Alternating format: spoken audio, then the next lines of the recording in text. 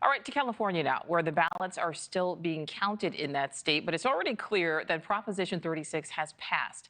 The measure restores felony status to some nonviolent crimes like repeat shoplifting. It also increases penalties for drug possession and gives judges greater authority to order people into treatment. NewsNation's Nancy Liu live for us in LA. So Nancy, talk a little bit more about Prop 36 and what happens now.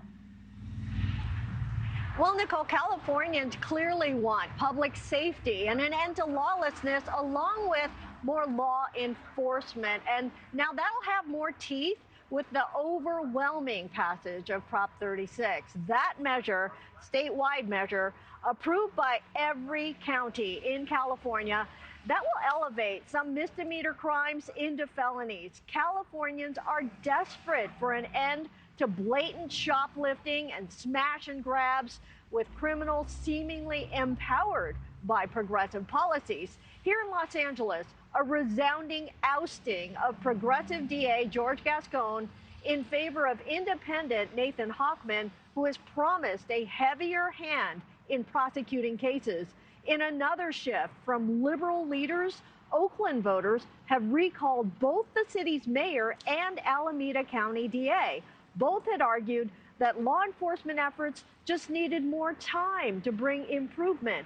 Over in San Francisco, progressive Mayor London Breed will soon be replaced by Democratic moderate Daniel Lurie. Voters are not surprised by California's shift to the right.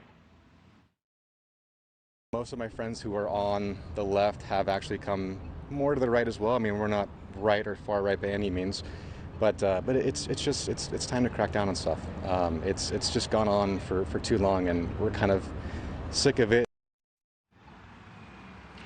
Now, many residents who are sick of the crime as well as the high cost of living here have already given up on the state. California's population is now about 39 million. It is rebounding slightly, but it's still down by about 250,000 people since 2020. Nichole? All right, so Nancy, the measure does not include additional fundings for prisons or treatment, but we know that law enforcement recently has implemented some crackdowns on crime. Is that making any sort of difference? Well, Nichole, it's the lack of funding, which is why Governor Newsom had strongly opposed Prop 36, and he claims it's going to bring California back to the 80s when there was mass incarceration. The measure also introduces a new criminal category of treatment mandated felony, allowing drug offense convicts to complete drug treatment instead of prison time. The governor had warned of no new funding to support such a program. In recent years, the state has been more aggressive in cracking down on organized retail crime, but Californians are clearly demanding swifter change, fed up with retail items locked inside of cases in a lot of stores.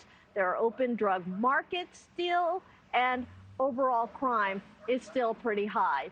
As for Prop 36, the state's legislative analyst's office forecasts that it's going to cost probably annually hundreds of millions of dollars, possibly, because of incarcerating more people for longer amounts of time. Nichole? All right, Nancy Liu live for us there in LA. Thank you. Thanks for watching. Go to joinnn.com to find News Nation on your screen. And don't forget to click the red subscribe button below to get more of News Nation's fact-driven, unbiased coverage.